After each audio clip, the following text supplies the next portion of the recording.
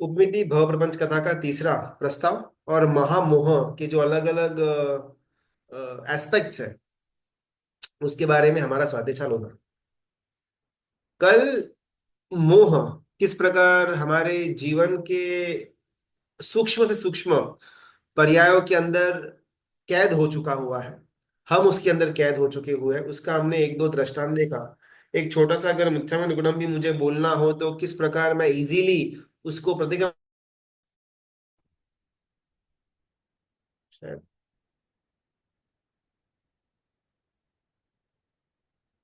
शायद टेक्निकल कुछ इश्यू है, मेरे ख्याल से भी ऑडियो वीडियो क्लियर होना चाहिए। अगर कुछ प्रॉब्लम है तो आप हाईलाइट कर देना। ठीक है, चलो। परम कारुणिक श्री सिद्धेश्वरी गुरु परम कारुणिक श्री सिद्धेश्वरी गुरु भगवंत के द्वारा रचनी में उपमिति बहुप्रपंच कथा। और उसके अंदर विलंघ्य कुल मर्यादाम पारद परादार्येपि यन्नरा। कुलवान स्त्री हो, उच्च कुल की स्त्री हो या पुरुष हो, कुल की मर्यादा खानदान की मर्यादा को छोड़ करके परस्त्री गमन पर दारा गमन के पीछे अगर वो जाए, उसके पीछे कोई कारण हो, कोई मोटिव हो, तो वो महामोह कारण। ये इसको हमने कल समझने का प्रयत्न किया एक छोटे एग्जाम्पल के द्वारा। किसी के नोन कोई साधर्मिक के घर पर जाते हैं और वहां पर कुछ ऐसा दृश्य हमको जो न देखना हो वो दिखने में आ जाए, तुरंत हम वो घर का त्याग कर देंगे बिकॉज हमारे अंदर अभी सज्जनता पड़ी हुई है।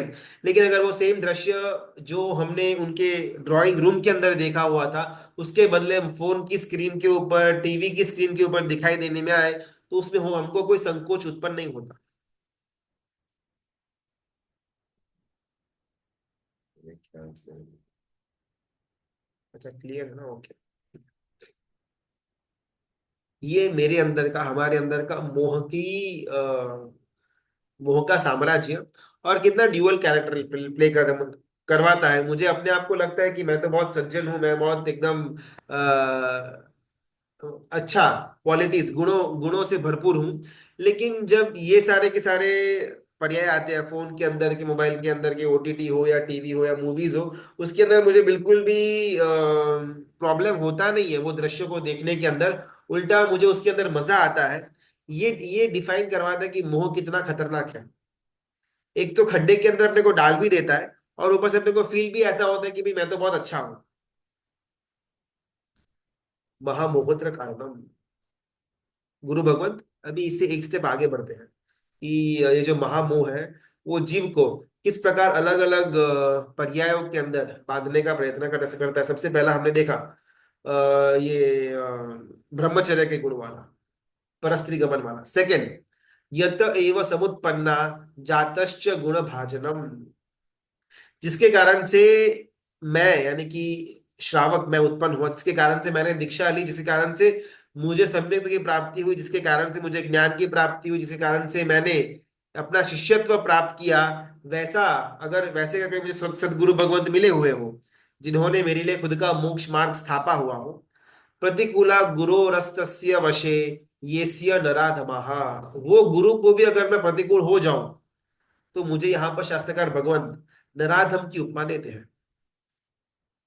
महामोह का सेकंड हथियार, पहला परस्ती गमन परदारा गमन वाला था, सेकंड उपकारी गुरु भगवंत जिसके कारण से मुझे ज्ञान की सम्यक्त्व की प्राप्ति हुई हो, उनको प्रतिकूलता के अंदर लेकर के जाना, ये महामोह का सेकंड हथियार।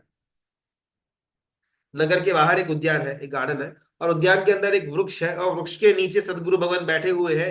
एक जिज्ञासु वहां पर आते हैं, सदगुरु भगवान को वंदन करके एक प्रश्न पूछते हैं, मोक्ष की प्राप्ति कैसे होगी? अनंत भव के अंदर ना, शायद हमारे आत्मा को जिस प्रश्न की जरूरत थी उसके उत्तर तक हम पहुंचे या न पहुंचे वो बाद की बात। हमारी दर्दनाक भरी कहानी ये है कि हम सही प्रश्न तक भी नहीं पहुंच सके। मुझे मोक्ष कैसे मिलेगा, मोक्ष कैसे मिल सकता है, ये इसका उत्तर भले अपने को बाद में मिले न मिले या कई भवों के भ्रमणा के बाद मिले, वो मैटर नहीं करता है। लेकिन दुख की बात ये है कि हम में से बहुत सारे अभी तक इस प्रश्न तक भी नहीं पहुंचे हुए हैं। ये कोई जिज्ञासु आता है और सदगुरु भगवंत को हाथ जोड़कर वंदना पूर्वक विनय पूर्वक पूछता है कि सदगुरु भगवंत मोक्ष कैसे मिलेगा? सदगुरु भगवंत ये जिज्ञासु को देख रहे हैं, थोड़ा 2 मिनट तक उन्होंने देखा और मलक मलक उनके मुख से एक हास्य निकल आता है। थोड़ी क्षण बीत जाती है। सदगुरु के स्मित के अंदर जिज्ञासु को कोई रहस्य छिपा हुआ लगता है। एकदम मीठी और गंभीर आवाज के अंदर सदगुरु भगवंत वो जिज्ञासु को कहते हैं, ये एक इंसान था। वो इंसान नदी में स्नान करने के लिए जाता है और स्नान करते समय वो इंसान ने अपने साथ एक मटका भी, खाली मटका घर से लेकर आया हुआ था। घर से ऐसा बोलने में आया था कि जब नदी में स्नान करने जाओ, तब स्नान करने के बाद नदी का शुद्ध पानी ये घड़े के अंदर भर कर लेकर के आना। इंसान, वो जो आदमी था जो वहां पर स्नान करने आया हुआ था, उसने अपना घड़ा, खाली घड़ा बाजू में रख दिया, किनारे पर रख दिया और नदी के अंदर स्नान करने के लिए चला गया। अभी एक काल्पनिक यहाँ पर घटना होती है। वो खाली घड़ा जो किनारे पर बैठा हुआ था, वो और नदी के बीच में वार्तालाप शुरू होता है। वो खाली जो घड़ा है ना, वो खाली घड़ा नदी से पूछता है, क्या तू मुझे भर देगा? खालीपा की संवेदना, मैं एम्प्टी हूं, मैं दोषों से भरा हुआ हूं, मुझे गुणों की प्राप्ति करनी है, मुझे अपने आप को पानी से भर देना है। जिस प्रकार वो मटके की संवेदना थी, सबसे पहला स्टेप हमको खुद के खाली पड़े का, खुद के दोषों का, खुद की मिस्टेक्स का, खुद के पाप के उदय का ध्यान आना। अगर उस समय घड़े को लगता कि मैं भरा हुआ हूं, आई एम फुल, मुझे नदी के पानी की कोई जरूरत नहीं है, तो शायद वो घड़ा भ्रमणा के अंदर रहता और वो कभी भी पानी उसको भर नहीं पाता। मोक्ष मार्ग की सबसे पहली रिक्वायरमेंट यहाँ पर सदगुरु भगवान समझाते हैं, सदस्य गुरु भगवान समझाते हैं, खुद के अंदर का जो दोष है, खुद के अंदर के जो अवगुण है, खुद के अंदर के जो पाप का उदय है, खुद के अंदर जो पुरुषार्थ न करने की धारा प्रगटी हुई है, उसको पहले समझो, फाइंड आउट एंड बिलीव कि हाँ मैं खराब हूं, मैं दोषों से भरा हुआ हूं, मुझे ये दोष बहुत ज्यादा सताते हैं और मुझे इससे बाहर आने का है। पहले अपने आप को आप समझो कि आप खाली हो। जब तक ये खाली पड़ेगा, जब तक अंदर में एम्प्टीनेस का मुझे अनुभव नहीं होगा, तब तक मैं अच्छा बनूंगा कैसे? अगर मैं ऐसे ही मानता रहूंगा कि नहीं मैं तो बहुत अच्छा हूं, मैंने ये पढ़ा है, मैंने वो करता हूँ, मेरे मेरे मेरे मेरे पास ये तब की श्रेणियों का लिस्ट पड़ा हुआ है, मैंने इतनी यात्राएं करी हुई है, मैं इतने ग्रंथों का स्वाध्याय करता हूँ, अगर मैंने खुद के अंदर ये सब कुछ भर करके रखा हुआ है, फिर आगे जगह कहाँ पर रहेगी आगे बढ़ने की? तो सबसे पहला खालीपन, एम्प्टीनेस, मैं कुछ भी नहीं हूं, मेरे अंदर दोष भरे पड़े हुए हैं और उन दोषों को मुझे वन बाय वन करके निकालना है। सिद्धसेन दिवाकर सूरी महाराजा द्वात्रिंशिका नाम के ग्रंथ के अंदर लिखते हैं, भयमेव यदा न बुध्यते स कथम नाम भयाद्वि मोक्षते। जिसको मालूम ही नहीं है कि उसके अंदर क्या पड़ा हुआ है और क्या नहीं पड़ा हुआ है, वो जीव मोक्ष की प्राप्ति करेगा कैसे? सबसे पहला पॉइंट, खालीपा, एम्प्टीनेस का संवेदना। एक एक सेकंड के लिए अगर मुझे गुस्सा आ जाता है, एक सेकंड के लिए मेरा मन कलुषित हो उठा, सामने वाले के विचारों के अंदर मेरा मन चला गया, उस समय मुझे संवेदना आनी कि अब जो मिलियन बिलियन रुपीस से ज्यादा मूल्यवान जो उपशम रस है, उसको मैं खो रहा हूं। ये है खाली पे की संवेदना। जब कोई भी विजातीय के दर्शन के पीछे मेरा मन लालित हो उठता है, विजातीय के स्पर्श के पीछे मेरे मनों के अंदर विकार जागृत होते हैं, उस समय मैं मेरी पवित्रता की मूड़ी को गटर के अंदर डाल रहा हूं, ये संवेदना मेरे अंदर जागृत होना।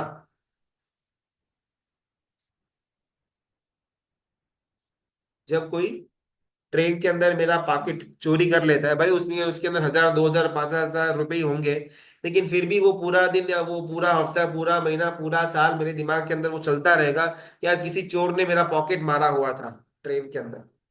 वो 5-10 हजार के रुपए के लिए हमको साल भर तक याद रहता है। यहाँ पर गुरु भगवत प्रश्न करते हैं कि एक विजातीय का दर्शन हो, एक मनपसंद खाने की चीज के पीछे की कामना हो, या किसी के लिए मेरे मन में क्रोध जन्मा हुआ हो, वो मेरे करोड़ों भवों के पुण्य को भस्मीभूत कर देगा और मुझे उसकी कोई पड़ी भी नहीं है। सबसे पहला एम्प्टीनेस, खालीपा की संवेदना। 15-17 साल का एक युवान खुद समझदार है और खुद जानता भी है कि मैं राजकुमार हूं, लेकिन ये आजकल जो डेमोक्रेसी वगैरह आ चुकी हुई है भारत के अंदर, इसके कारण से राजा राजशाही, राजकुमारों का वर्चस्व इतना कुछ रहा हुआ है नहीं।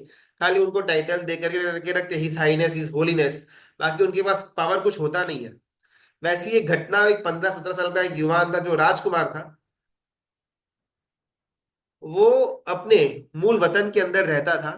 कहीं एक दिन थोड़ा बाहर, वतन के बाहर घूमने के लिए गया और मालूम पड़ा कि उसके पापा, उसके दादा, उसके परदादा उस जगह से उन्होंने युद्ध शुरू किया हुआ था, और वहां पर आज एक स्मारक बना हुआ है। जिस जगह से उनके बाप दादाओं ने इस भूमि को जीता हुआ था, जहां से इस भूमि के ऊपर की राजवी पद की स्थापना हुई थी, उस जगह पर आगे आज एक हल्का सा स्मारक बना हुआ है। वहां कोई दो चार बूढ़े फैमिली आजू बाजू रहते थे, उन्होंने पूरी कहानी बोली कि आप इसी वंश परंपरा में आते हो, आपके बाप दादा के पास तो इतना जबरदस्त ऐश्वर्य था, इतना जबरदस्त उनके पास कला थी युद्ध के अंदर की, कि सामने वाला राजा टिक न पाए। एक बार किसी ने आपके बाप दादा के सामने आंख उठा करके देख ली, उसका खात्मा होकर के ही रहता है। और वो राजकुमार मन ही मन रोता है कि ये मेरे बाप दादा की जाहो जलाली थी, और आज मैं ये, जो शायद कुछ पेंशन के रुपयों के ऊपर मेरा जीवन चल रहा है, बस नाम का मैं राजकुमार रह गया हुआ हूँ, बाकी मेरे पास कोई सत्ता हाथ में पड़ी हुई है नहीं। और अंदर मन ही मन वो राजकुमार रोता है, उसको एक एक खालीपा फील होता है कि यार कहाँ आ गया मैं। जब जब मैं महापुरुषों की घटनाओं का स्मरण करूं, जब जब मैं तीर्थंकर परमात्माओं के चरित्र को देखूं, या फिर जब जब मैं तीर्थंकर परमात्मा के दर्शन करने के लिए मंदिर के अंदर प्रवेश करूं, यहाँ पर ग्रंथकार गुरु भगवंत लिखते हैं, क्या मुझे ऐसा खाली भाव महसूस होता है। यही मेरे बाप, यही मेरे दादा है कि जिन्होंने कषाय जैसे चोरों चक्कों को कंप्लीटली नेस्तनाबूद करके अपने आत्मा को उज्जवल बना करके मोक्ष की प्राप्ति करी हुई थी, और उनके सामने उन्हीं की वंश परंपरा के अंदर, उन्हीं के शासन के अंदर जन्मा हुआ मैं इतना दयनीय हालत में पड़ा हुआ हूँ। चंद पेंशन के रुपयों के लिए गवर्नमेंट के सामने हाथ फैलाना पड़ता है राजकुमार को, और मुझे मेरे जो विषय, मेरे जो कषाय है उसकी पूरा करने के लिए संसार के सामने हाथ फैलाना पड़ रहा है। भले अपन शायद अभी का अभी हाथ फैलाना बंद न भी कर पाए, लेकिन यहाँ पर गुरु भगवंत प्रश्न करते हैं कि क्या हमको अंदर में संवेदना होती है कि मैं एम्प्टी हूं। सबसे पहला मोक्ष मार्ग के अंदर का प्राथमिक रिक्वायरमेंट, मैं एम्प्टी हुई हूं, मैं अंदर से खाली हूं, ये संवेदना आना। दूसरा, वो मटका नदी से प्रश्न करता है कि क्या तू मुझे पानी से भर देगा, और नदी वहां पर जवाब देती है, काल्पनिक घटना है, मैं तुझे भर भी दूंगी और नहीं भी भरूंगी। एकदम क्रिप्टिक आंसर आया। और मटका थोड़ा कंफ्यूज हो गया कि ये क्या बात हुई, या तो तू मुझे भरेगी या फिर तू मुझे नहीं भरेगी। ये कैसी बात हुई कि तू, मैं तुझे भरूंगी भी और नहीं भी भरूंगी, इसका रहस्य क्या है। और वहां पर नदी कहती है, अगर तू मुझे अभिमुख हो जाएगा तो मैं तुझे पानी से भर दूंगी, और अगर तू मुझे अभिमुख नहीं होगा तो तू खाली का खाली रहेगा। नदी है, नदी के अंदर प्रवाह है, प्रवाह के अंदर शुद्ध पानी है, और नदी को उसका पानी मटके के अंदर भरना भी है। मटका खाली भी है, मटका जानता भी है, लेकिन अगर मटका नदी के अभिमुख, फेसिंग टू द रिवर नहीं होता तो उसके अंदर पानी नहीं आएगा। मटका नदी के अंदर तो गया, लेकिन अगर मुंह उल्टा रखा, पानी के प्रवाह की तरफ का मुंह रखा, तो पानी कभी भी उसके अंदर आएगा नहीं। दूसरी प्राथमिकता मोक्ष मार्ग के अंदर सदगुरु भगवंत की अभिमुखता। हमारे जीवन के ना बहुत सारे अलग अलग प्रॉब्लम्स है, उसमें से एक बड़ा प्रॉब्लम शायद सदगुरु भगवंत हमको मिले नहीं है, और अगर मिले तो उनकी तरफ हमारा समर्पण भाव जागृत हुआ नहीं है। और अगर समर्पण भाव जागृत भी हुआ, खाली भाव भी हमारे अंदर महसूस हो रहा है, फिर भी अभी भी इस अभिमुखता हमारे अंदर आई हुई है नहीं। सिद्ध श्रेणी गुरु भगवंत कहते हैं कि जिस जिस सदगुरु भगवंत के समागम के कारण से मुझे ज्ञान मिला, मुझे वैराग्य के भाव जागृत हुए, मैं शायद एक श्रावक पने की सीरीज के अंदर आया, जीवन के अंदर धर्म प्रवेशा, जीवन के अंदर धर्म के अलग अलग मार्गों में मैं आगे बढ़ा, और उसी सदगुरु भगवंत के लिए अगर मैं प्रतिकूल व्यवस्था खड़ी करता हूं तो मुझे नराधम की पदवी दी जाएगी। शास्त्रकार भगवंत बहुत सुंदर सज्जाई के अंदर कहते हैं, जेहदी मार्ग पामियो तेहनी सामे थाय, रुदग्नि ते पापियो निश्चय नरके जाय। यहाँ पर कोई डराने की बात नहीं हो रही है, लेकिन हम कितने लैकिंग है उसको हाईलाइट करने की बात हो रही है।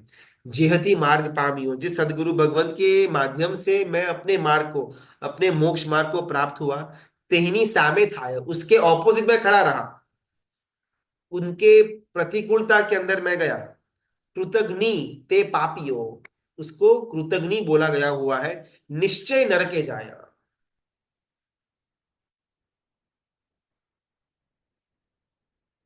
महामोह, सबसे पहले स्टेप के अंदर उच्च कुल होने के बावजूद भी पंच विषयों के आसक्ति के पीछे, परस्त्री के पीछे, परधारा गमन के पीछे हमको नीचे डुबाने का काम करता है। अगर अगर बहुत प्रयत्न हमने किया और ये विजातीय के स्पर्श से, ये पांच विषयों की आसक्ति से हम थोड़ा बहुत दूर भी आए, सेकेंड स्टेप पर सदगुरु भगवंत का प्रतिकूलता वाला पर्याय महामोह खड़ा कर देता है।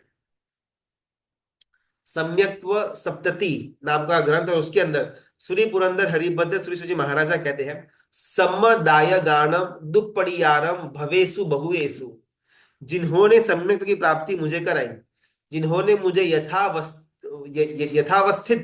बोध दिया, जिनको जिनके पीछे शायद मुझे अपना पूरा का पूरा भव सेवा में लुटा देने देने का था, शायद अगला आने वाला भव, अगले 5 भव, 5 करोड़ भव, अगले असंख्य भव, मैं वो गुरु की सेवा के अंदर अपना पूरा का पूरा समय निकाल दूं, फिर भी उनको ऋण को मैं अदा न कर पाऊं, उसी सदगुरु भगवंत के ऋण को अदा करने का तो साइड में रहा, उनके सामने अगर मैं खड़ा होता हूं, दुप्पड़ियारम भवेसु बहुएसु, मेरा अनंत संसार बढ़ जाएगा। ऐसा एक भी दृष्टांत, हमने जितने भी महापुरुषों की कथाओं को जानने का प्रयत्न किया, उसमें ऐसा एक भी दृष्टांत नहीं मिला कि जिसके अंदर महापुरुष या केवल ज्ञान जिनको मिलने वाला था, सदगति के अंदर जो जीव जाने वाला था, वो जीव अपने गुरु से ऑपोजिट विमुख हुआ हो और फिर भी उसकी सदगति हुई हो, ऐसा एक भी दृष्टांत हमारे इधर नहीं है। ऐसे बात आती है कि जिन शासन अनेकांतवाद से भरा हुआ है, जीव ने दीक्षा ली है, नहीं भी ली है, मोक्ष हो सकता है। जीव जैन शासन के अंदर आया हुआ है, जन्म जैन शासन के बाहर हुआ हुआ है, फिर भी जीव को मोक्ष मिल सकता है। जीव पुरुष वेद के अंदर है, स्त्री वेद के अंदर है, मोक्ष हो सकता है। जीव पूरे के पूरे उस भव के अंदर मनुष्यों को मारने का हिंसक कृत्य किया हुआ है या फिर नहीं भी किया हुआ है, मोक्ष हो सकता है। जीव राजा था या रंग था, उसी भव के अंदर मोक्ष हो सकता है। जीव क्रोधी था या फिर क्रोध नहीं भी करता था, फिर भी उसी भव के अंदर मोक्ष हो सकता है। लेकिन एक चीज जिसके अंदर कोई अनेकांत नहीं है, वो ये कि अगर वो मनुष्य अपने गुरु से विमुख है, तो उसका अनंत भवों के अंदर भी मोक्ष नहीं होने वाला। फिर चाहे वो कितना भी तपश्चर्या करे, कितना भी वो निरति चाहे संयम की पालनी कर ले, अगर अपने उपकार सदगुरु भगवंत से विमुखता आ जाती है, सदगुरु भगवंत के अंदर दोष दिखाई देने शुरू हो जाते हैं, सदगुरु भगवंत की वाणी उसको उसको तीखी खारी लगती है, तो उस जीव का अनंत भाव के अंदर भी मोक्ष नहीं होने वाला। ये एकांत, ऐसा एक भी हमारे यहाँ पर दृष्टांत नहीं है कि गुरु से विमुख जाने के बाद भी जीव को, शिष्य को केवल ज्ञान हुआ या फिर सदगति मिली। उपकारी के उपकारों को जो भूल जाता है, सदगुरु भगवंत के द्वारा दिए गए मोक्ष मार्ग की समझ को जो भूल जाता है, उसका मोक्ष होना, उसकी मुक्ति होना अनंत भव के अंदर पॉसिबल नहीं है।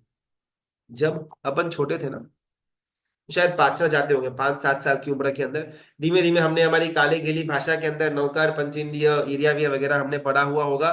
थोड़े बड़े हो गए, वंदितु तक अपन पहुंचे। जनरली सबका यही ट्रेंड होता है कि बहुत ज्यादा प्रयत्न करके पाठशाला के अंदर छोटी उम्र से जाते हैं और 12-13-14 साल होते होते वंदितु तक आकर के अटक जाते हैं। 50 गाथा का है, वो पढ़ते पढ़ते पढ़ते उम्र बीत जाती है, पाठशाला छूट जाती है, लेकिन वंदितु पक्का नहीं होता। मेजरली सबका यही कंप्लेन होता है। ऐसा शायद मेरा हुआ कि मैं वंदितु, मेरा पाठशाला के अंदर स्टार्टिंग में अटक गया हुआ था, और फिर पाठशाला में भी छूट गई, स्कूल के आगे कॉलेज चालू हो गया, फिर नौकरी धंधे के अंदर लग गया, और जीवन के 30-40 साल बाद मुझे अंदर में डंक रहेगा कि यार उस टाइम अगर मैंने थोड़ा प्रयत्न किया हुआ होता तो मैं वंदितु पढ़ लेता। आज प्रतिक्रमण करने की इच्छा तो है, लेकिन दुर्भाग्यवश वो वंदितु सूत्र आता नहीं है। गुरु भगवंत कहते हैं, हमने हमारा पाठशाला के अंदर पढ़ा हुआ एक बार के लिए अपन भूल भी जाएंगे ना, कोई बड़ा प्रॉब्लम नहीं है। लेकिन हमको उस समय ज्ञान जिन्होंने दिया हुआ था, उनका अगर हम उपकार भूल जाएंगे, हमारी सदगति होने से रही। वंदित्व को भूलने से कोई मोक्ष मार्ग अटकने वाला नहीं है, लेकिन वंदित्व को पढ़ाने वाले को भूलने के बाद हमारा मोक्ष मार्ग कभी आगे बढ़ने वाला है नहीं। एक बार के लिए वंदित्व भूल भी जाए ना, पांचालय के अंदर करे हुए सूत्र अपन भूल भी जाए ना, इससे मेरा मोक्ष मार्ग नहीं अटकने वाला। लेकिन वंदित्व पढ़ाने वाला, अगर उसको मैं भूल जाता हूं, तो मेरा मोक्ष मार्ग शुरू होने वाला नहीं। यहाँ पर प्राथमिकता दिखाई हुई है गुरु की। जिस किसी भी इंसान के जरिए मुझे एक भी शब्द का सम्यक्त्व का ज्ञान मिला हुआ हो, मेरे लिए वो गुरु समान। फिर चाहे पाठशाला के अंदर के पंडित जी हो या फिर पंच महावरधारी गुरु भगवंत हो, अगर मुझे एक भी शब्द जिन्होंने समझाने के अंदर प्रयत्न किया हुआ है और उनके जरिए अगर मैंने धर्म का एक भी शब्द समझा हुआ हो, तो मेरे लिए वो गुरु। गुरु को भुला देना, गुरु को भूल जाना, ये मोक्ष मार्ग के अंदर हमारा अवरोध पैदा करता है। और गुरु को भुलाने के पीछे का अगर कोई कारण हो, महामोहत्र कारणम। वैदिक परंपरा के अंदर ना उपनिषद, उनके ग्रंथों की एक सीरीज है, उसके अंदर बात आती है, शास्त्रेषु निकृति दृष्टा महापात महापात की नाम अपि कृतघ्ने नास्ति निष्कृति। जिसने गर्भ हत्या करी हुई हो, कोई मनुष्य हो जिसने गर्भ की हत्या करी हुई हो, स्त्री, गर्भवान स्त्री की, किसी ने अपने पिता की हत्या करी हुई हो, किसी ने गौ हत्या करी हुई हो, किसी ने अपने पत्नी के साथ गलत व्यवहार किया हुआ हो, इन सारे दुष्कृत्यों की उपनिषदों के अंदर आलोचना लिखी गई हुई है। ऐसा उनकी वेद की परंपरा कहती है। कृतघ्ने नास्ति निष्कृति, अपने ऊपर उपकार करने वाला उपकारी को जिन्होंने प्रतिकूलता दिखाई हुई है, वैसे जीव के लिए उपनिषद या वेद बोलते हैं कि उसके लिए, वैसे जीव के लिए कोई भी आलोचना नहीं है। एक बार के लिए अगर मैंने गर्भ हत्या करी हुई हो ना, तो भी मैं आलोचना लेकर के वो पाप से शुद्ध हो सकता हूं। लेकिन अगर मैं गुरु से विमुख हो गया, गुरु के अंदर दोष देखना मैंने शुरू कर दिया, वैसे महापाप से मुझे कोई भी आलोचना दूर नहीं कर पाएगी। शास्त्र के अंदर बात आती है जमाने की, अपन बात सुनते हैं और अपने को लगता है कि जमानी बहुत खराब, गौशालक बहुत खराब, इतने वीर परमात्मा जैसे जैसे तीर्थंकर परमात्मा उनको गुरु के रूप में मिले, फिर भी उन्होंने अपना खुद का रास्ता चुना। और यहाँ पर गुरु भगवंत कहते हैं कि सही मायने के अंदर विलन जमानी नहीं था, सही मायने के अंदर विलन महामोह था। गौशाला वो विलन नहीं था, गौशाला के अंदर पड़ा हुआ वही का वही महामोह वो विलन था। और दुर्भाग्यवश उनके अंदर जो विलन पड़ा हुआ था, आज वो विलन मेरे अंदर भी पड़ा हुआ है। जब जब मुझे गुरु के दोष दिखने शुरू हो जाए, जब जब गुरु के अंदर मुझे त्रुटियां दिखनी शुरू हो जाए, जब जब गुरु की आज्ञा को मानने की मेरे अंदर कोई भी लालायिता दिखाई न दे, जब जब गुरु की अवज्ञा के अंदर जाने का मुझे मन होता हो, तब तब मेरे अंदर गौशालक जन्म लेता है, तब तक मेरे अंदर जमाली जन्म लेता है। गुरु की आशा तब किसी विचारक को विचार आया, जैसे हमें से शायद, हाँ बोल सकते हैं,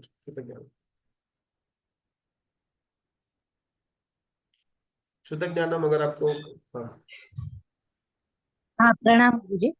हाँ, प्रणाम। हाँ गुरुजी, मतलब जैसे गुरु का आपने बोला, तो कभी ऐसे हो सकता है कि पहले हम लोगों ने ऐसे गलती से कोई मतलब गुरु हमने चूज कर लिए हो, और फिर मतलब उनके साथ उनकी मतलब उनकी दीक्षा भी कोई उनकी हो चुकी है, लेकिन अभी आके मतलब वो मतलब मतलब उनका उनके साथ नहीं बन रहा है, तो मतलब फिर ऐसे गुरु के साथ मतलब रहना एकदम मतलब एकदम हार्डली एकदम मुश्किल हो रहा है।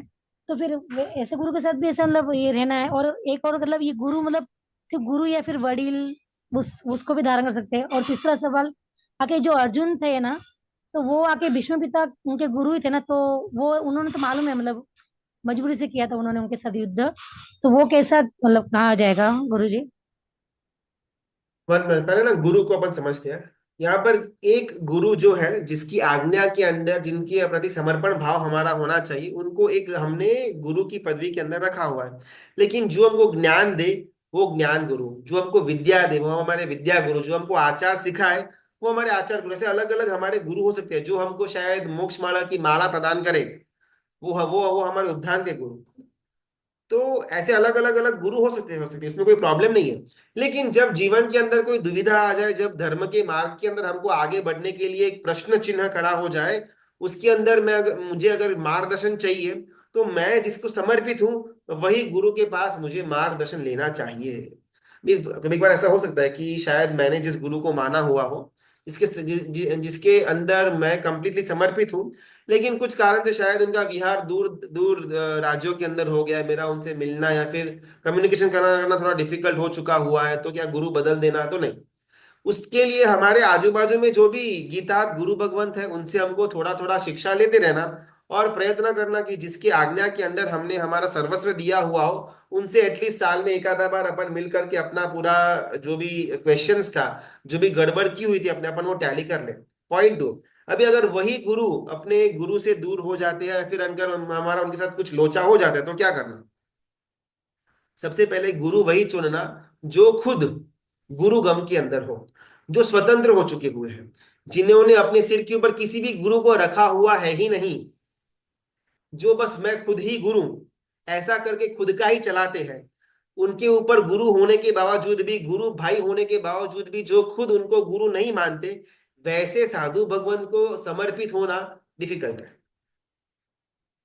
साधु मानेंगे, यस, वंदन करेंगे, यस, उनके साथ ज्ञान की आराधना लेंगे, यस, लेकिन क्या वो मेरे जीवन के मार्गदर्शक गुरु बन पाएंगे? तो डिफिकल्ट है।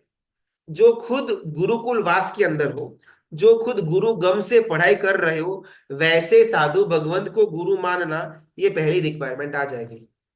बिकॉज एक बार स्वच्छंदता आ चुकी होगी, तो वो स्वच्छंदता से हमारा कल्याणकारी मार्ग वो दिखा पाए, इसका थोड़ा चांसेस कम लगता है। तो इस सिनेरियो ऐसा भी हो सकता है कि हमने जिनको गुरु माना हुआ था, तो स्टार्टिंग में वो तो गुरुकुल वास के अंदर थे, गुरु गम के अंदर ही थे, फिर कुछ कर्म के उदय के कारण से वो गुरु से अलग हो गए, उन्होंने अपना अलग ही कोई ग्रुप का स्थापना कर ली। तो उस समय मुझे क्या करना? इंस्टेंटली गुरु को चेंज कर देना। अगर मेरे गुरु खुद गुरुकुल वास के अंदर नहीं है, तो वो मेरे गुरु नहीं बन सकते। मैं आपको एग्जांपल देता हूँ। आज अगर मैं जिस गुरु भगवंत को मैंने अपना गुरु माना हुआ है, अगर मैं वो गुरु भगवंत के आज्ञा के अंडर नहीं हूं, या अगर मेरे अंदर उनके लिए समर्पण का भाव नहीं है, या मेरी जीवन की एक्शंस उनकी आज्ञा से विरुद्ध हो रही है, तो मेरे द्वारा पढ़ाया हुआ एक भी शब्द आपको बिल्कुल सुनना नहीं चाहिए। जिसको हम पंच महारथधारी गुरु भगवंत की बात हो रही है, जिनको हमको समर्पित होना है, अगर वो खुद गुरुकुल वास के अंदर नहीं है, तो एकदम क्लियर यहाँ पर लाइन आती है कि उनको गुरु मानना नहीं। किसी और गुरु भगवंत उन्हीं के ग्रुप के हो, या फिर हमको जहां पर अपना खुद का वेवलेंथ मैच हो, उसके अंदर हमको वापस समर्पित हो जाना चाहिए। लेकिन ये एक ही ऑप्शन हमको दिया हुआ है। अगर हमको उनके साथ जमता नहीं है, भले वो गुरुकुल वास के अंदर ही आचार की शुद्धता है, विचार की शुद्धता है, लेकिन हमको कुछ उसकी उनके साथ मजा नहीं आता, जमता नहीं है, तो क्या अपन गुरु चेंज कर सकते हैं? तो बिल्कुल भी नहीं। बिकॉज आखिरकार हमारे मन के अंदर की जो ग्रंथियां है, वो ग्रंथियों को तोड़ने के लिए हमने गुरु को रखा हुआ है। एक बार म्यूट हो जाएंगे तो अपन एक बात पूरी कर लेते हैं। मेरे मन की ग्रंथियों को, मेरे मन के ऊपर जो मोहनीय कर्म हावी हुआ है, उसको तोड़ने के लिए, वो मोहनीय कर्म को थोड़ा ढीला करने के लिए मैं गुरु के समर्पण के अंदर आता हूँ। अभी जैसे वो ए वन बाय वन मेरे मोह की ग्रंथियों को तोड़ने का काम करेंगे, तो ऑब्वियसली मुझे अच्छा नहीं लगने वाला। बिकॉज अनंत भवों से ये मोह की ग्रंथियां मेरे साथ पड़ी हुई है। मैं यही मोह को मैं खुद का अपना स्वभाव मानता था, और जब उसके ऊपर प्रहार करने में आएगा, तो बिल्कुल भी अच्छा नहीं ही लगेगा। लेकिन अगर उस अवधि के अंदर, उस कार्य के अंदर अगर मैं गुरु का हाथ छोड़ देता हूं, तो वापस मेरी मोह की ग्रंथियां स्ट्रांग होती जाएगी, और फिर नए गुरु भगवंत मेरे शायद मोह की ग्रंथियां को पंपालने का काम करेंगे। तो ये ग्रंथि भेद कभी होने वाला नहीं है। सिर्फ एक ही सिचुएशन के अंदर गुरु को बदलने की आज्ञा यहाँ पर आती है कि अगर वो खुद गुरुकुल वास से वॉलंटरली बाहर निकल जाए, तो हमारे पास ऑप्शन है कि हम स्विच ऑन कर सकते हैं।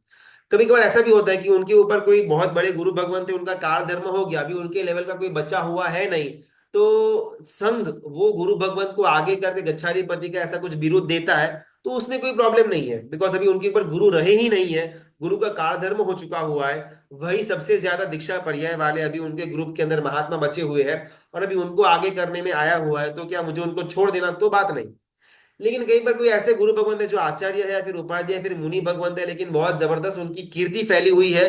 और उनकी कीर्ति के अंदर आकर के उन्होंने अपने गुरु से अपना रिश्ता तोड़ दिया, या फिर उन्होंने खुद ही अपना अलग से गज की स्थापना कर ली, अलग से खुद का एक ग्रुप बना करके विचरण शुरू कर देते हैं। तो क्या उनको गुरु मानना? तो बात आती है बिल्कुल भी नहीं। जो गुरु गुरुकुल वास के अंदर नहीं, उनको मैं गुरु नहीं मान सकता। Full stop. बोल सकते हैं अगर शुद्ध ज्ञान को बोलना हो तो। ठीक है चलो। मतलब कहने का मतलब, जब मतलब जब पहले, जब दीक्षा मतलब पहले गुरु बनाया तब तो थे गुरुकुलवास में, लेकिन उसके बाद में मतलब वो उनसे अलग हुए। तो फिर तो फिर हम लोग ऐसे मतलब ये डिसीजन ले सकते हैं क्या, मतलब पहले सब अच्छा था, ऐसा कहने का मतलब। वही तो अपनी बात एकदम एक ऐसा स्टार्ट केस करो। मतलब एग्जाम्पल देखा है, इसलिए मतलब इसलिए नहीं नहीं, शेयर अपना कर रही अपना हूँ किसी कि को कैसे नाम यहाँ हम। पर नहीं लेने की जरूरत है, लेकिन नहीं, आपका जो नाम नहीं सिनेरियो था हाँ। वो समझ में आ गया कि जब हमने गुरु बनाया था तब हाँ, गुरुकुल वास के अंदर थे, लेकिन एकदम गोइंग क्लियर, फॉरवर्ड सब वो सब कुछ स्वच्छंद हो अच्छा, गए, गुरु से निकल ज्ञानी, गए। एकदम ज्ञानी, परफेक्ट, जैसे आप बोले ना, मतलब वैसा वैसा गुरुकुलवास वगैरह सब था। अभी ये भी मतलब ये भी अभी अभी ये सिचुएशन है कि मतलब दो मतलब अलग है, मतलब गुरुकुलवास से दोनों ही अलग है। तो फिर भी उनको वापस मतलब कैसे मतलब क्या करना चाहिए, मतलब जो छोटे वाले जो जो गुरु उन्होंने बनाए होंगे गुरु को, उनको क्या गुरुकुलवास मतलब उनके गुरु को त्याग करना चाहिए क्या, ऐसा मतलब। अभी ना ये थोड़ा कॉम्प्लिकेटेड है, अपन समझते हैं एकदम प्रॉपरली इसको। मैंने फॉर एग्जाम्पल किसी पंच महारतधारी को गुरु भगवंत मैंने बनाया, यानी कि मैं उनकी आज्ञा के अंडर आया। तो यहाँ पर शास्त्र के अंदर बात आती है कि मैं करोड़ों भाव तक उनकी मैंने सेवा भी करता रहूं करता रहूं मैंने करता भी रहूं, फिर भी शायद मैं दीक्षा भी ले ली है। उनका ऋण अदा नहीं कर पाऊंगा। लेकिन यहाँ पर भी एक ऑप्शन हमको देते हैं कि अगर शिष्य जो है वो अपने गुरु को वापस धर्म के मार्ग पर स्थिर करता है, तो शिष्य का कंप्लीटली ऋण उससे मुक्त हो जाता है। मैं मेरे गुरु भगवंत के आज्ञा के अंदर आया, यानी कि मैं उनका ऋणी बन गया। जन्मों जन्म तक भी अगर मैं उनकी सेवा करता रहूंगा मेरे गुरु की कोई ना कोई अलग अलग फॉर्म्स के अंदर, फिर भी मैं उनका अपना ऋण से मुक्त नहीं, मतलब मैं खुद उनके ऋण से मुक्त नहीं हो पाऊंगा। लेकिन किसी एक आधा भाव के अंदर मेरे गुरु भगवान कर्म के उदय से धर्म के मार्ग से विचलित हो गए, और अगर मैंने उनको वापस धर्म के मार्ग के ऊपर स्थिर किया, तो वो एक कार्य करने के द्वारा मेरा वो ऋण मुक्ति बन जाता है, हो जाता है। तो यहाँ पर जो सिनेरियो बताया कि हम किसी गुरु भगवंत को मानते थे, बहुत ज्ञानी थे, आचार विचार की शुद्धता थी, ओके ओके। तो स्टार्टिंग के अंदर वो गुरुकुल वास के अंदर थे, लेकिन फिर शायद कुछ घटना घटी या फिर कुछ कर्मों का उदय आया, वो गुरुकुल वास से बाहर स्वच्छंद हो गया, फिर कुछ उन्होंने उनका खुद से अलग से कोई ग्रुप कर दिया। तो अगर मेरे अंदर पात्रता है, मेरे अंदर बोलने की क्षमता है, मेरे अंदर ज्ञान की गहराई है, तो मैं मेरे गुरु भगवंत को वापस धर्म के मार्ग में स्थिर करने का प्रयत्न करूंगा। और ये ना प्रामाणिकता वाला होगा, और ये एकदम सीक्रेट वाला होगा। मैं मेरे दाएं हाथ को भी नहीं मालूम कि मेरा बायां हाथ क्या कर रहा है। उस प्रकार की मेरे अंदर गंभीरता चाहिए। गंभीरता नहीं होगी तो ये सारे मामले के अंदर ना जो फल चाहिए हमको, उसका विपरीत फल हमको मिल सकता है। सबसे पहले हमारे अंदर गंभीरता होनी चाहिए। फॉर एग्जाम्पल कोई एक्स वाई जेड गुरु भगवंत है, कुछ कर्म के उदय के कारण से वो अपने ग्रुप से, अपने अपने जो गुरु भगवंत से अलग हो गए, गुरुकुल वास से बाहर आ गए, स्वच्छंदता के अंदर आ गए, अलग विचरना करना शुरू कर दिया। और फॉर सम रीजन मैं उनको पहले से खुद का गुरु मानता था, तो मुझे अलग अलग शास्त्रों का अभ्यास करना, कुछ अलग अलग वहां से ग्रंथ में से पॉइंट्स लेना, एक गुरु शिष्य का जो ग्रंथ है उसमें से, और उसका बोध मुझे मेरे गुरु भगवंत को बहुत प्रामाणिकता से विनय पूर्वक एकांत के अंदर देना, कहीं पर उनको ऐसा न लगे कि हम उनके इस पर्याय को गलत तरह से हाईलाइट कर रहे हैं। हमने प्रयत्न किया 2 महीने, 4 महीने, 6 महीने, 8 महीने, 10 महीने, 12 महीने, 2, 4, 5, 10 साल, कहां तक ट्राई करना, जब तक मेरे अंदर समता रहे तब तक। जब मुझे लगता है कि मेरे अंदर की समाधि, मेरे अंदर की समता, समत्व भाव अभी इतना रहता नहीं है, वो बहुत ज्यादा अभी मैं कषायों के अंदर जा रहा हूं, हमको हमारा प्रयत्न करना छोड़ देना चाहिए। और वो गुरु भगवान के जो ऑलरेडी गुरु थे, उनके किसी के ना किसी ग्रुप के गुरु भगवान को हमको वापस अपना गुरु बना देना चाहिए। ये एक ऑप्शन अपने पास पड़ा हुआ है, बिकॉज वो स्वच्छंद हो चुके हुए हैं, यानी कि उनके ऊपर मोह राजा का साम्राज्य वापिस जकड़ में आ चुका हुआ है। अभी वो खुद मोह से, मोह के अंदर जकड़े हुए हैं। वो हमको सही मोक्ष मार्ग का रास्ता दिखाएंगे, बहुत डिफिकल्ट है, इम्पॉसिबल है। तो ये एक अपने ट्राई करना कि अगर पॉसिबल है, पात्रता है, ज्ञान की गंभीरता है, तो अपन उनको सही मार्ग के ऊपर स्थिर करने का प्रयत्न करें। इसमें गंभीरता और ज्ञान ये दोनों बहुत इंपॉर्टेंट है। अगर हमारे अंदर ये लक्षण नहीं है तो छोड़ करके हम बाकी गुरु भगवंत को गुरु मान ले, ये बेस्ट ऑप्शन होगा। जी जी, धन्यवाद। मतलब कहने का मतलब ये था कि जो आप मतलब ये आपने शिष्य और गुरु का बताया ना, मतलब जो सेकंड वाले जो दीक्षित वो भी दीक्षित हो चुके हैं, तो अभी वो जो छोटे वाले गुरु भगवान बड़े मतलब उनको बड़े गुरु का त्याग कर सकते हैं अगर उनकी क्षमता नहीं रही तो। अभी देखो ना, अभी ये क्या है ना, बराबर। ये हमने अभी तक जो बात की वो एक श्रावक या श्राविका के पॉइंट हाँ ऑफ व्यू से बात की वही है ना। इसके लिए। हाँ अभी वही अगर किसी वही। ने दीक्षा ले ली हुई है, फॉर एग्जाम्पल मैंने मेरे गुरु के अंडर में दीक्षा ले ली और फिर 5-10 साल बाद मेरे गुरु भगवान अलग हो गए, अपने खुद के गुरु के साथ अलग हो गए, तो फिर मुझे क्या करना? मुझे उन्हीं के साथ रहना है, फिर मुझे अलग अलग जगह पर जाना अपना? अगर ये प्रश्न है तो सबसे पहला, ये सिनेरियो के अंदर मैं नहीं हूँ, तो इसके अंदर मुझे क्या करना चाहिए ये या फिर उनको क्या करना चाहिए, ये मेरा कोई रिस्पॉन्सिबिलिटी नहीं है। मेरा कोई भी यहाँ पर क्षेत्र नहीं बनता कि मैं उनको क्या करना वो ज्ञान दूं, पहला पॉइंट। सेकंड, अगर हाइपोथेटिकली स्पीकिंग कि ये मेरे साथ होता है कि मैंने दीक्षा ली और फिर मैंने अपने गुरु भगवंत के साथ 5-10 साल बिताए और फिर वो मेरे गुरु भगवंत ने उनके गुरु भगवंत के साथ का कनेक्शन कट करके खुद अलग से आ गए, तब मुझे क्या करना? प्रश्न वो है तो उत्तर मिलेगा। किसी और को क्या करना चाहिए वो कभी भी हमारा प्रश्न हो नहीं सकता, मुझे क्या करना चाहिए हमारा प्रश्न वही होगा। तो अगर मैंने दीक्षा ली हुई है और अगर मेरे गुरु भगवंत उनके गुरु से विमुख हो चुके हुए हैं, तो इसमें बहुत बार ना अलग अलग अंदर में फोर्सेस काम करते हैं। मेरे गुरु भगवंत जिनके अंडर मैंने दीक्षा ली हुई है, अगर वो अपने गुरु से विमुख हो गए, अपने गुरु का संग छोड़ दिया, तो उसका कारण मुझे मुझे जानना पड़ेगा कि एग्जैक्टली रीजन क्या था। क्या आचार के अंदर जो बड़े गुरु भगवंत थे उनका कुछ कुछ फॉल्ट आ रहा था? क्या धर्म के तत्वों को लेकर के उनका शायद कुछ अलग उत्तर निकल रहा था? या उनके सामाचारी के अंदर कुछ बहुत बड़ा प्रॉब्लम था? इस कारण से मेरे गुरु भगवंत अलग हो गए तो कोई प्रॉब्लम नहीं। शायद बड़े गुरु भगवंत अपने सारे शिष्यों को लाइट पंखे का पूरा उनको अनुमति दे देते थे, उनको व्हील चेयर का या फिर गाड़ियों का इस्तेमाल करने की अनुमति दे देते थे। तो मेरे गुरु भगवंत ने उस विचार की कलुषितता, आचार की अचुस्तपने से बचने के लिए अलग हो गए। धन्यवाद, अनुमोदना, मुझे उनके साथ ही रहना चाहिए और तो कोई मेरे पास ऑप्शन है नहीं, बिकॉज ये श्रेष्ठ मार्ग है। लेकिन अगर केस उल्टा है कि जो बड़े गुरु भगवंत है उनके अंदर ज्यादा आचार की चुस्तता थी और मेरे जो गुरु भगवंत है दीक्षादायी गुरु भगवंत, वो इतना कुछ डिफिकल्ट सहन कर नहीं पाते, इस कारण से वो बाहर आ गए, उन्होंने अपना शिथिलाचार फैलाना शुरू कर दिया, तब मुझे सोचने जैसा है। अपन केस नंबर अगर सिनेरियो फर्स्ट वाला है तो कोई प्रॉब्लम है ही नहीं, जिस गुरु के अंदर दीक्षा ली हुई उसी में अपन कंटिन्यू रखे। अगर सेकंड सिनेरियो है कि मैंने जिस गुरु भगवंत के अंदर दीक्षा ली हुई है अगर उनके अंदर आचार को या विचार को लेकर के थोड़ा शिथिलाचार आ चुका हुआ है, तब क्या करना? मुपत्ति के 50 बोल और उसमें लगभग छठ सातवां आठवां बोल आता है, सुदेव सुगुरु सुधर्म आदरु, कुदेव कुगुरु कुधर्म परिहरो। अपन से हाथ में ऐसे मुंह को परिधान करने के टाइम अपन ये बोल बोलते हैं। उससे पहले का एक बोल आता है, कामराग स्नेहराग दृष्टिराग परिहो। उसके पहले का एक बोल आता है, सूत्र अर्थ तत्व करी सदहू। अभी ये उसका क्रमबद्ध पर्याय है। मुझे सबसे पहला मुझे मेरे अंदर ज्ञान चाहिए होगा, सूत्र अर्थ के द्वारा मैं तत्व तक पहुंचूं और वो तत्व को मैं धारण करूं। ये सबसे पहला मेरा स्टेप होना चाहिए। जैसे ये स्टेप हुआ, ये ज्ञान के आधार के ऊपर मैं मेरे अंदर रहा हुआ कामराग स्नेहराग और दृष्टिराग को दूर करूं। और जब मैं इसको दूर करूंगा तब जाकर के मुझे सुदेव सुगुरु सुधर्म मिलेंगे। ये क्रमबद्ध पर्याय हुआ। अभी मेरे पास न तो ज्ञान है, मेरे पास न ही दृष्टि राग या कामराग या स्नेह राग को कम करने का कोई भी विचार है, और मैं सिर्फ सुदेव सुगुरु के पीछे भागता रहूंगा, तो इसमें मैं कभी आगे नहीं बढ़ पाऊंगा। सुदेव सुगुरु और सुधर्म की जितनी आवश्यकता है उससे कई ज्यादा आवश्यकता उसके पहले के दो बोल की है।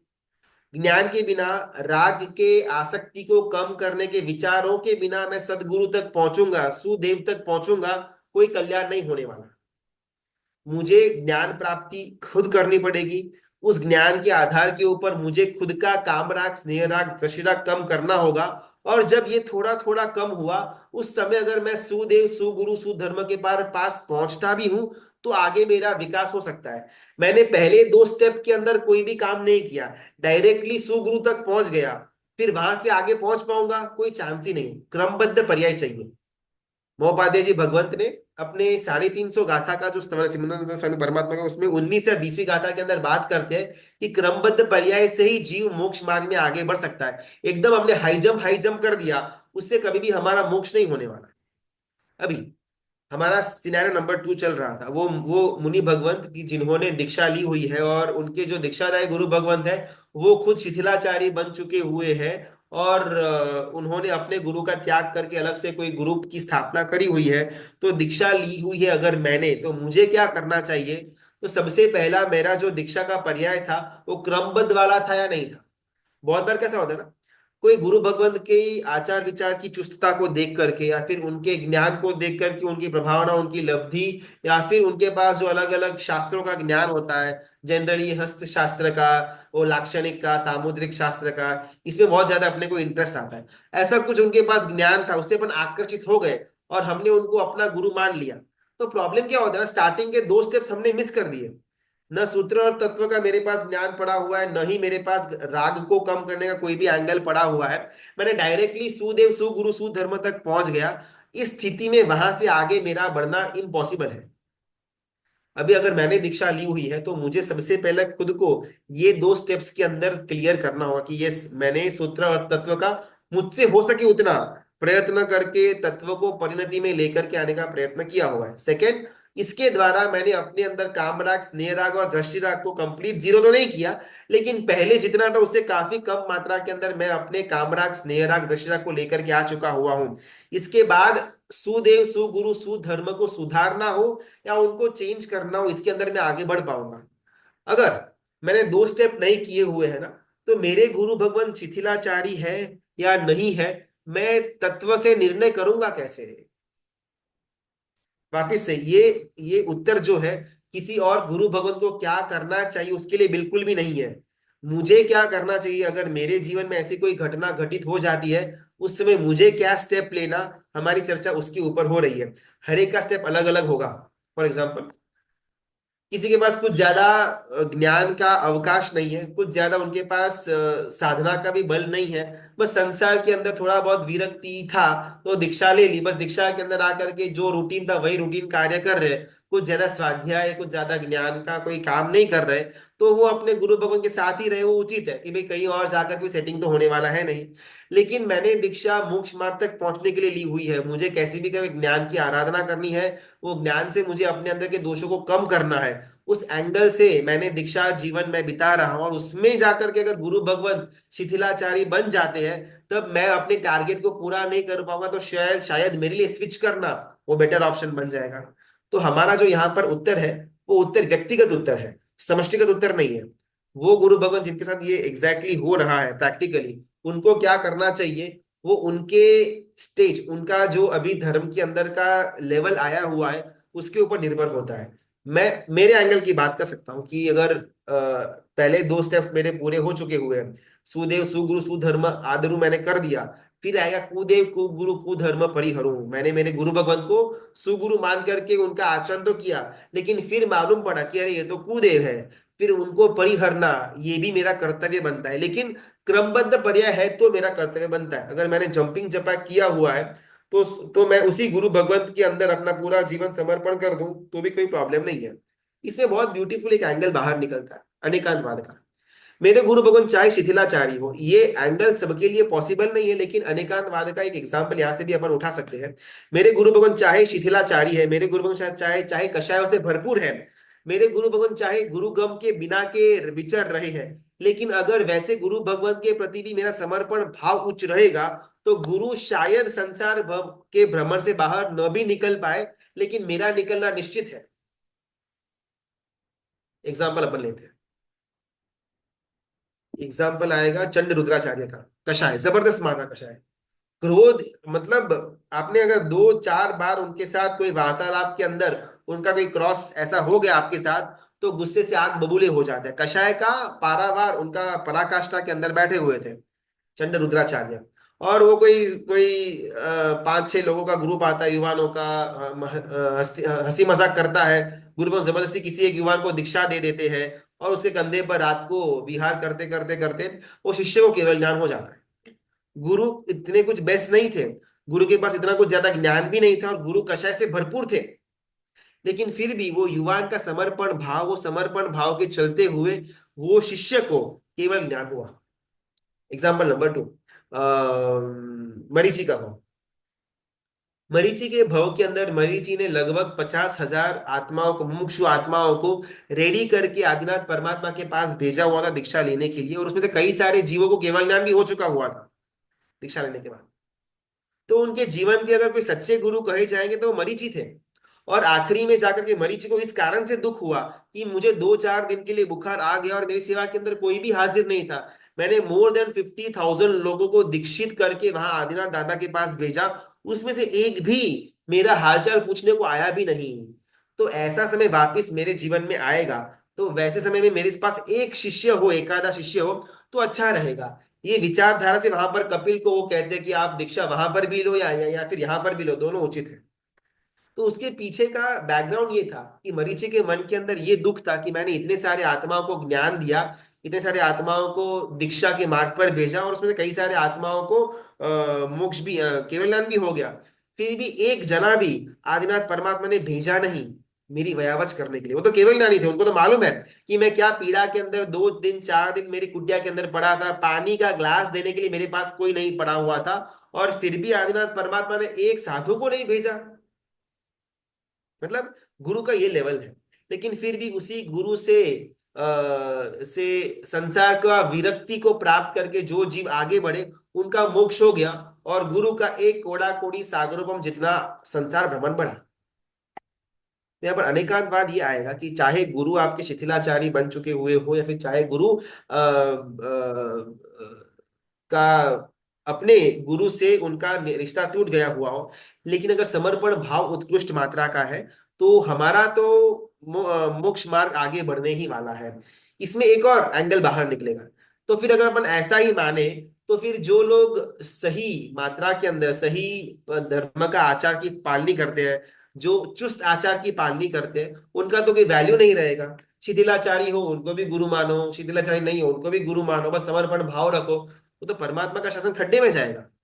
जो शिथिलाचारी जितने भी है, उनको अगर अपन एकदम समर्पण भाव से मानना शुरू कर दे, तो एक्चुअली में परमात्मा ने जो बताया हुआ है मार्ग, वो मार्ग पर चलने वाले गुरु भगवंतों को तो फिर कोई वैल्यू नहीं रहेगा। यहाँ पर एक और सीख बाहर निकलती है। शिथिलाचारी गुरु भगवंत को गुरु बनाने के अंदर प्रॉब्लम आता है दृष्टि राग का। फॉर एग्जाम्पल, समझो कि मैंने दीक्षा ली हुई है, वही वही वही वही गुरु भगवान जिसकी अपन बात कर रहे हैं, कि जो शिथिलाचार के अंदर आ गए, ठीक है। यानी कि पंखा चालू है, एसी चालू है, मोटर व्हीकल के अंदर उनका विहार चालू है, कपड़े वगैरह वॉशिंग मशीन के अंदर, तो ऐसा कुछ ना कुछ उनका जीवन के अंदर कर्म की उदय से कुछ गड़बड़ चालू हो गई। अभी क्या होगा, बहुत डिफिकल्ट, समर्पण भाव चाहिए, लेकिन समर्पण भाव गुरु के प्रति चाहिए। अगर मेरा उस समय उनके शिष्य का रोल होता, तो मेरा उनके लिए समर्पण का भाव उनके लिए कम, और उनके द्वारा मिलती हुई सुख सुविधाओं के लिए ज्यादा हो जाएगा। अरे ये अपने गुरु बेस्ट है, कहाँ रोज काप निकालना, मशीन के अंदर डाल दिया, कपड़े बाहर, एकदम मस्त है अपने गुरु। कहाँ गर्मी के अंदर 12-12 2-2 बजे चल करके कोचिंग के लिए जाने का, ये सब जमता नहीं है। श्रावक लोग टिफिन लेकर रोज आ जाते हैं, बेस्ट है। कितने अच्छा है हमारे गुरु। तो मुझे गुरु के लिए समर्पण भाव नहीं था, मुझे गुरु के द्वारा जो सो कॉल्ड सुख सुविधाएं मिल रही थी, साधन मिल रहे थे, उसमें मुझे मजा आ रहा था। तो ये वापस हमको दुर्गति के अंदर लेकर के जाएगा। इसलिए शिथिलाचार्य गुरु भगवान के लिए समर्पण भाव आना बहुत डिफिकल्ट है, और वो समर्पण भाव प्रामाणिकता वाला है या नहीं, इसका भी चेकिंग करना बहुत डिफिकल्ट है। इसके लिए व्यवहार से अपन जो चुस्त आचार की पालनी वाले गुरु भगवंत हैं, उनके प्रति समर्पण भाव लेकर के आए, ये अभ्यंतर और व्यवहारिक दोनों की शुद्धता को लेकर के आएगा। शिथिलाचारी के समर्पण भाव, व्यवहार से तो शुद्धता होगी, लेकिन अभ्यंतर शुद्धता है या नहीं, वो अपन जान नहीं पाएंगे। चलो, अपना थोड़ा आगे निकल गया सेशन अपना। बात हो रही थी सदगुरु भगवंत को लेकर के। महामोह, जीवन के अंदर क्या क्या अलग अलग हमको नीचे लेकर डुबाने का काम करता है। स्टेप नंबर 1 था विषयों की आसक्ति हो या फिर परस्त्री गमन हो, परदारा गमन हो। सेकंड था कि इतने भव भ्रमण के बाद हमको एक सदगुरु भगवंत मिले जो हमको सम्यक का क्या दान देते हैं, जो हमको ज्ञान का दान देते हैं, और उनके अगेंस्ट जाने के हमारे मन के अंदर भाव उत्पन्न होते हैं। तो बहुत ज्यादा अपने, अगर किसी के पास वो दिमाग हो ना, ज्यादा एनालिटिकल, तो सबसे पहला विचार यही आएगा आएगा कि भाई गुरु न बने तो अच्छा नहीं है। गुरु बनाओ, फिर आज्ञा न मानो, समर्पण भाव न आए, उनके विमुख जाने का मन हो, फिर बहुत बड़े बड़े प्रॉब्लम्स वगैरह क्रिएट होते हैं। इससे अच्छा है गुरु बनाओ ही नहीं ना। संघ के अंदर जो चातुर्मास के लिए आते हैं वही हमारे गुरु, 4 महीने के लिए वो गए, दूसरे आए, अभी ये हमारे गुरु। ऐसे में अपना जीवन कट सकता है। गुरु बनाएंगे तो प्रॉब्लम होगा ना। शादी की तो जाकर के जंजाल चालू हुई, शादी करे ही नहीं तो प्रॉब्लम क्या है। गुरु बनाएंगे तो शायद उनकी आज्ञा पालने के अंदर हमारी खामी हो सकती है। बेस्ट ऑप्शन गुरु बनाओ ही नहीं। अपन जो भी आएंगे सबको गुरु गुरु गुरु गुरु मानते हुए चलते रहेंगे। ऐसे हमारा धर्म होता रहेगा, जीवन बीत जाएगा, बेस्ट है। ऐसा कोई तर्कवादी होना तो सबसे पहले विचार ये आ सकता है कि हाँ भाई ये तो अपना बेटर ऑप्शन है कि भाई गुरु रखो ही मत। रखो तो झंझाना, ना रखो तो प्रॉब्लम ही नहीं है। और आवश्यक निरुक्ति नाम के ग्रंथ के अंदर शुद्ध केवली भद्र भाव स्वामी महाराज जवाब देते हैं, आसायान बहुलाणम उक्कोसम अंतरम होई। सम्यक्त की प्राप्ति करने के बाद भी समकीति जीव का मोक्ष मार्ग, मोक्ष तक पहुंचने का समय कितना। तो यहाँ पर भद्रभाव स्वामी शुद्ध केवली, यानी कि जिसको केवल ज्ञान के जितना, जिसके पास ज्ञान के अंदर क्लैरिटी हो उसको शुद्ध केवली कहा जाता है। ऐसे भद्रभाव स्वामी महाराजा कहते हैं कि जिन्होंने सम्यक की प्राप्ति कर ली हुई है उसका और मोक्ष के बीच का हाईएस्ट टाइम कितना। तो बात आती है अनंत समय। यानी कि मैंने सम्यक की प्राप्ति कर ली, मैं संसार में अनंत काल से घूम रहा था, और अब जाकर के मुझे सम्यक तो मिला हुआ है, तो अभी तो मैं मोक्ष के नजदीक पहुंच गया ना। तो शुद्ध केवली कहते कि अभी भी शायद तेरे अनंत भव हो सकते हैं। अरे क्या बात कर रहे हो। मतलब वो अर्धपुद्गल परावर्तन वाला काल बराबर तो है, लेकिन वो अर्धपुद्गल परावर्तन का काल कितना है। तो बात करते हैं अनंत। ले तो कोई फर्क ही नहीं पड़ा, मैंने सम्यक प्राप्त करने के पहले भी मेरा अनंत काल ही बाकी था, सम्यक की प्राप्ति करने के बाद भी मेरा अनंत काल ही बाकी है, तो फर्क क्या पड़ा। और यहाँ पर शुद्ध केवली फरमाते हैं कि ऐसा कौन से जीव को होगा उत्कृष्ट मात्रा, यानी हाईएस्ट अनंत काल है। जघन्य से तो शायद वही भव के अंदर भी मोक्ष हो सकता है, इसमें प्रॉब्लम नहीं है, लेकिन उत्कृष्ट अनंत काल वो किसका होगा। तो यहाँ पर बहुत क्लियर करते हैं कि सम्यक्त को प्राप्त करने के बाद भी जो गुरु के विमुख जाए वैसे जीव को प्राय करके अनंत काल बाकी होता है। जो सम्यक्त की प्राप्ति करने के बाद भी देव गुरु की आशातना भयंकर मात्रा में करता हो, वैसा जीव प्राय करके समकीति होने के बावजूद भी अनंत काल संसार के अंदर भटकेगा। जैसे जैसे उसके अंदर देव गुरु की आशातना का भाव कम होता जाएगा, उतना उतना उतना वो अपने मोक्ष के नजदीक पहुंचेगा। गौशालक के मामले के अंदर बात आती है कि अंतिम के 2-4 दिन पहले गौशालक को मालूम पड़ गया, जब तेजोलेशा छोड़ी और परमात्मा को वो प्रदक्षिणा दे करके वो तेजोलेशा वापस गौशाले के अंदर एंटर हो गई। जबरदस्त वेदना, शायद 1 या 2 दिन तक वो जिंदा रहे गौशालक, लेकिन वो 1-2 दिन के अंदर जबरदस्त उनको क्लैरिटी आ गई कि भाई मैं पाखंडी हूँ, मेरा मत कोई काम का नहीं है। मैं तो यहाँ पर बस टाइम पास कर रहा था। सही ज्ञान तो वीर परमात्मा के पास है, वही त्रिलोक के नाथ है, वही तीर्थंकर है, वही धर्म के स्थापक है, वगैरह वगैरह। ये गौशालक ने अपने फॉलोअर्स को बोलना शुरू कर दिया। एक समय ऐसा भी था जहां पर वीर परमात्मा के समोसण के अंदर संख्या कम थी, और गौशालक जो वहां पर प्रवचन तो नहीं, लेकिन वहां पर जो धर्म की बात करता था उसके अंदर संख्या ज्यादा थी। एक पॉइंट के अब के अंदर गौशालक के पास ज्यादा फॉलोअर्स थे, वीर परमात्मा के पास कम फॉलोअर्स थे। उन बड़ी जनसंख्या के सामने गौशालक अग्री करता है कि मैं पाखंडी था, मैं ये वीर परमात्मा का पहले शिष्य था, इन्होंने मुझे ज्ञान दिया, लब्धियां दी, और फिर मैं स्वच्छंद बना और मैंने अपना मत की स्थापना की, और आप सबको मैंने भ्रमणा के अंदर लेकर के आया हुआ हूं। मेरी आप सबसे हाथ जोड़कर विनंती है कि मैं यहाँ पर मृत्यु को शरण हो रहा हूं, मुझे अभी इस पाप को आगे नहीं कंटिन्यू करना। आप सब लोग तात्कालिक रूप से वीर परमात्मा के अनुयायी बन जाओ। गौशालक ये सब कुछ कब बोलता है? परमात्मा की उत्कृष्ट आराधना करने के बाद। और फलस्वरूप के अंदर गौशाला का वहां पर एक दो दिन के अंदर मृत्यु भी हो जाता है। मृत्यु होने के बाद बारवा देवलोक वो गौशाला को मिलता है। और गौतम स्वामी महाराजा वीर परमात्मा से प्रश्न करते हैं कि हे भगवंत, वो गौशालक की क्या गति होगी? और परमात्मा कहते हैं कि शुभ भावों के अंदर मृत्यु हुआ है और उसका आयुष्य का कर्मबंध उसी आखिरी समय के अंदर होने के कारण से उसको एज ऑफ नाउ तो बारहवां देवलोक मिला हुआ है। लेकिन जैसे ही बारहवां देवलोक से बाहर आएगा, एक दो बहुत छोटे मोटे तिर्यंश में करने के बाद डायरेक्टली सातवीं नरक के अंदर दो बार जन्म मरण, छठी नरक के अंदर दो बार जन्म मरण, पांचवी के अंदर दो बार, चौथी के अंदर दो बार, तीसरे के अंदर दो बार, पहली के अंदर दो बार, दूसरी के अंदर दो, ऐसे हर एक नरक के अंदर दो दो बार जन्म मरण करने के बाद असंख्य अनंत काल संसार घूमने के बाद कोई एक भव में जाकर के गौशाला के जीव को मुक्ति की प्राप्ति होगी। सम्यक्त्व मिलने के बाद भी असंख्य अनंत काल मेरा भव भ्रमण हो सकता है। उसके पीछे अगर कोई तत्व, कोई कारण हो, सिर्फ एक, देव गुरु की अशातना, देव गुरु की विमुखता। हमारी प्रॉब्लम ये है ना कि हम हमारे अंदर के दोषों को जो हमको स्क्रीनिंग स्कैनिंग करना था, इसको छोड़ करके हम गुरु भगवंत के दोषों को स्कैनिंग करना शुरू कर देते हैं। और मेंटली हम सबके मन के अंदर हमने हर एक गुरु भगवंत को एक स्कोर कार्ड दिया हुआ होगा कि फलाने गुरु भगवंत, उनका आचार तो बहुत बेढीला है। हाँ, वो गुरु भगवंत उनका आचार बेस्ट है। बाकी ये जो दो चार जन घूम रहे हैं ना, उनका इतना कुछ पालनी ठीक नहीं, ठीक ठीक नहीं है। वो तो चलो भाई आते हैं जाते हैं, अपन हाथ जोड़ते हैं, बाकी उनका कोई अच्छा वो है नहीं। हमको खुद के दोष देखने थे, लेकिन हम यहाँ पर गुरु भगवंत के दोषों को गिनने के अंदर, मार्क्स देने के अंदर, रैंकिंग देने के अंदर हमारा समय व्यतीत होता है। और ये शुद्ध केवली भद्रवाह सिंह महाराजा कहते हैं कि हमारे अनंत संसार बढ़ने के पीछे का अगर कोई कारण हो, गुरु भगवंत की आशाधना। और ये करवाता कौन है? हमारे अंदर पड़ा हुआ महामोह। चलो आज अपन यहाँ पर पहुंच देते हैं। परमात्मा की आज्ञा विरुद्ध कुछ भी बोला हुआ हो, मिच्छा में विक्रम, कोई गुरुवंश शिथिलाचारी है नहीं है, ये मेरा कोई भी कर्तव्य है नहीं। हाँ, अगर मेरे अंदर प्रामाणिकता है, ज्ञान है, गंभीरता है, मैं उनको धर्म के मार्ग पर स्थिर कर सकता हूँ, ओके गो अहेड। लेकिन अगर मेरे अंदर वो पात्रता नहीं है, मैं उनको उनके हालत पर छोड़ दूं, उनकी तरफ नजर न करूं, उनके बारे में कुछ भी गलत विचार मुझे न आए, यही मेरा कर्तव्य, फुल स्टॉप।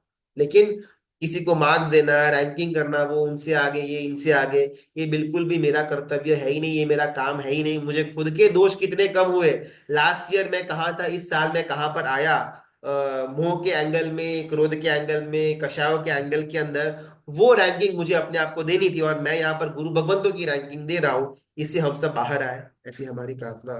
सबका बहुत बहुत धन्यवाद, अनुमोदना। परमात्मा की आज्ञा में कुछ भी बोला हुआ हो तो मिच्छा में